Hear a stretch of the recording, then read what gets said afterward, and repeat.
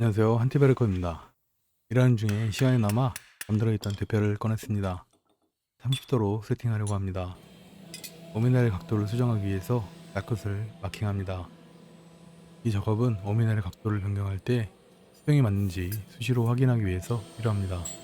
보이는 라인을 벗어나면 날것 각도가 많이 떨어지기 때문에 일이 커지게 됩니다. 다이아몬드 숫돌로 갈아도 세월이기 때문에 그라인더를 투입합니다.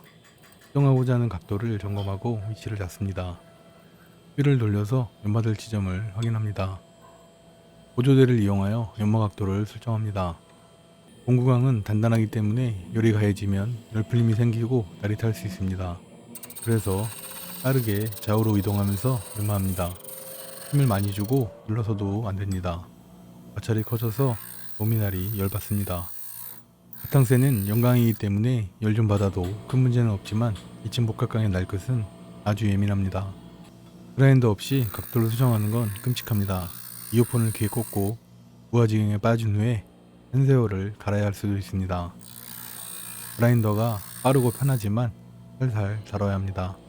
열풀림이 발생하면 날이 쉽게 깨지고 좋을 게 하나도 없습니다. 각도를 변경할 때는 적어도 2분의 1 이전까지는 각도를 잡아야 걸 연마가 쉬워집니다. 그리고 앞날이 덜 갈리면 보기 싫습니다. 보기 좋은 게 쓰기도 좋습니다.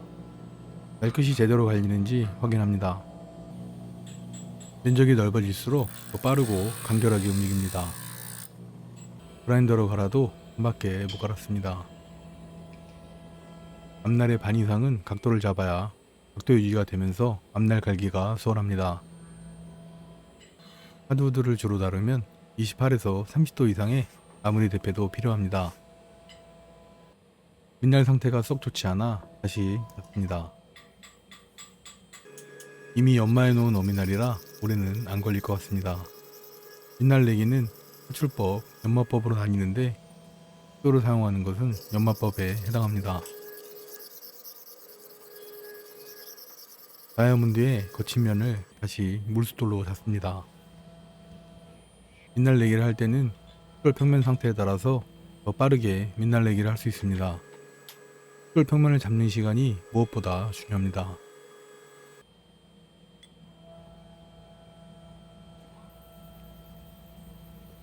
선방 이상의 숫돌을 사용할 때는 힘 조절이 필수입니다.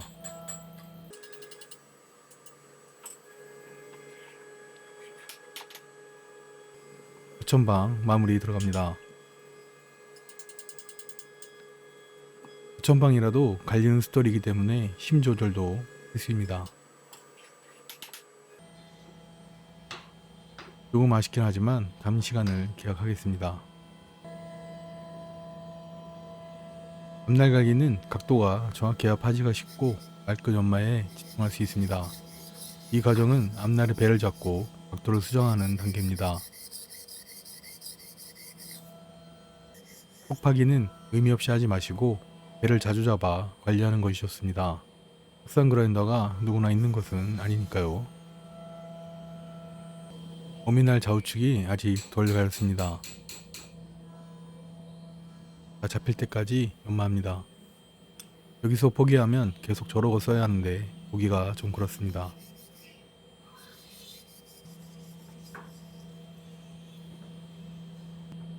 조금만 더 갈면 될 것 같습니다. 다이아몬드 스톨에 물을 써도 되지만 잘 닦고 사용하는 게 독방지에 도움이 됩니다.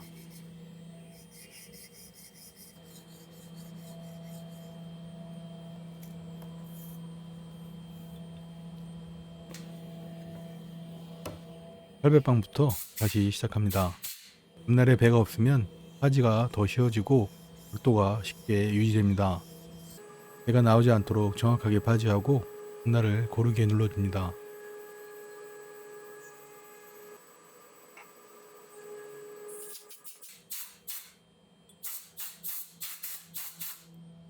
본인은 천판까지만 날고 세우기를 합니다.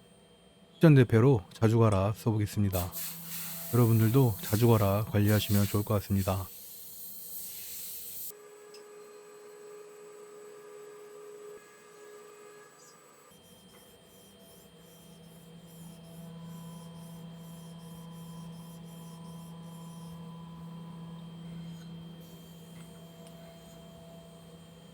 마무리는 힘 조절이 중요합니다. 안 갈릴 것 같지만 꽉 누르면 갈립니다. 마무리할 때가 제일 행복하죠.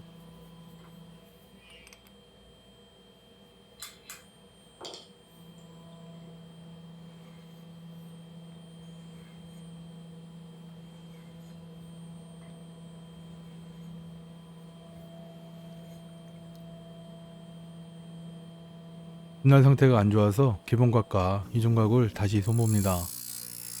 때가 많이 나와 이중각이 안 보여서 다시 잡아야 될 것 같습니다.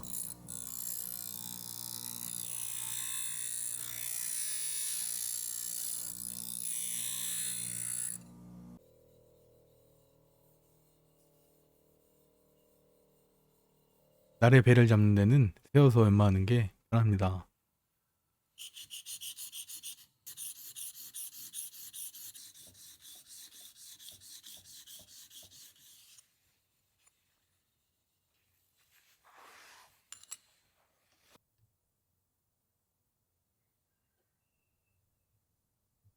앞날의 기본각을 제엄마를 진행합니다. 뒷날의 이중각도는 일반적으로 60도 내외입니다. 이중각의 두께는 마무리 대표로 활용하면 0.5mm 내외입니다.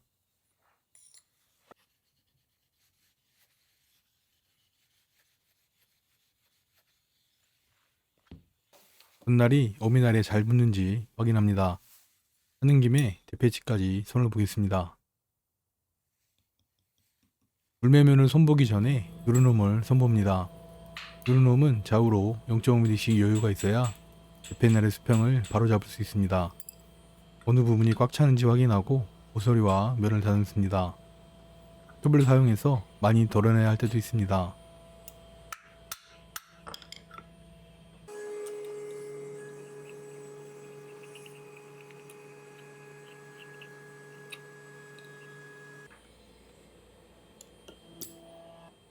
다음은 물매면을 손봅니다. 물매면과 오미날의 압력이 너무 크게 되면 오미날을 많이 쳐서 내려야 하고 그 영향이 대패집의 수평과도 연관이 있습니다.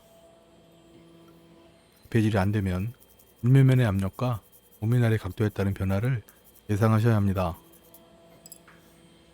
대패집에 오미날을 손으로 집어넣었을 때 난립에서 5에서 10mm 정도 사이에서 멈추도록 세팅하는 것이 좋습니다.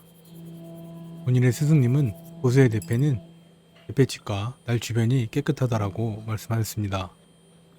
대패칩 수정이 안돼서 과도하게 오미날을 때리거나 대패칩 머리를 심하게 쳐야 하는 세팅이 안되어 있는 대패를 말씀하시는 것 같습니다. 여러분들도 고수의 대패로 만드시고 사용하시길 바라겠습니다. 일도 바쁜데 대패 들고 씨름하지 마시고 몇 번의 타격으로 세팅이 되면 기분이 좋아지실 겁니다. 목공도 재밌어질 겁니다. 대패집을 손을 봐야 대패질이 잘 됩니다. 자주 사용하는 대패는 기름 안 먹여도 변형이 거의 없습니다. 안 쓰니까 녹도 쓸고 변형도 오고 관심 좀 가져달라고 그러는 것 같습니다. 바닥면 수정을 할 때는 한쪽 방향으로만 밀고 대패 머리는 누르지 않는 것이 좋습니다. 여러 번 반복해서 바닥면을 최대한 잡습니다. 오미날과 덧날이 들어가 있는 상태에서 바닥면을 잡아야 합니다.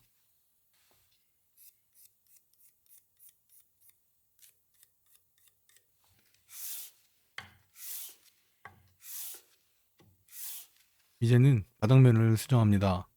본인은 3전식 대패를 마무리 용도로 사용하지 않습니다. 가공된 목재가 언제나 반듯하지도 않고 흑손질하는 과정에서 3전식 대패를 사용해야 될 일이 거의 없기 때문에 2전식 대패의 머리 부분을 살짝 낮춘 2.5전식 대패라고 봐도 될 것 같습니다.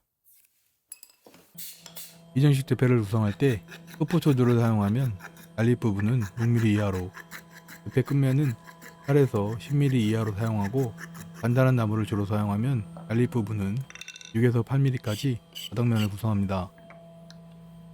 대패집 바닥면을 조정할 경우 마무리 대패는 0.05에서 0.1mm까지 낮추고 표벌 대패나 중간 대패는 0.1에서 0.3mm까지 낮춰주시면 됩니다. 바닥면을 정리하기 전에 결의 반대 방향으로 고르게 낮춰줍니다. 그 다음에 결의 방향으로 긁어주면 편차가 많이 줄어듭니다. 결의 방향대로 긁어 마무리합니다. 물매면의 뒷면은 오미넬의 압력에 따라 개가 나올 수 있기 때문에 상황에 맞게 낮춰줍니다. 3점식 대패에 사용하는 머리 부분까지 수평을 미세하게 낮춰줍니다. 3점식 대패를 쓰시는 분들은 바닥면에 3점을 해주시면 되는 선택사항입니다. 때가 제일 즐겁고 기대가 됩니다. 오미날도 잘 들어가고 뒷날도 잘 붙습니다. 나무는 깎아야 마시고 뜯겨도 봐야 안 뜯기는 대패를 가질 수 있습니다. 많이 갈아보고 많이 깎아보는 것이 최고입니다.